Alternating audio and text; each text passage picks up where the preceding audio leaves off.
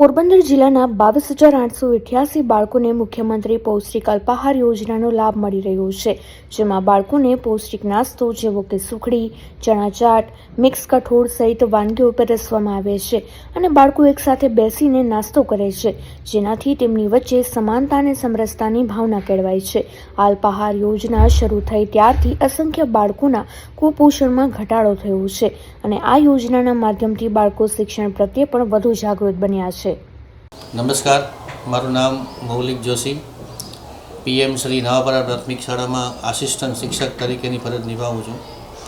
ગુજરાત સરકારની અલ્પાહારનો જે કોન્સેપ્ટ આવ્યો છે એનાથી બાળકોનો સર્વાંગી વિકાસ થયો છે. સાથે સાથે જે બાળકોને પૌષ્ટિક આહાર ઘરે મળતું નથી એ બાળકોને અત્યારે સુખડી, ચણા ચાટ, ફાડા લાપસી જેવા ઘણા બધા નાસ્તાનો પણ યોજનાનો લાભ મળ્યો છે.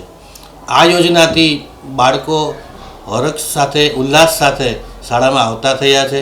જે બાળકો ઘરે ભૂખ્યા રહે છે એ બાળકો પણ અહીંયા આવીને પોતાનું જે મન ભરીને નાસ્તો કરી શકે છે, જેને કારણે એનો અભ્યાસમાં મન લાગે છે અને શારીરિક રીતે સક્ષમ થયા છે બાળકો.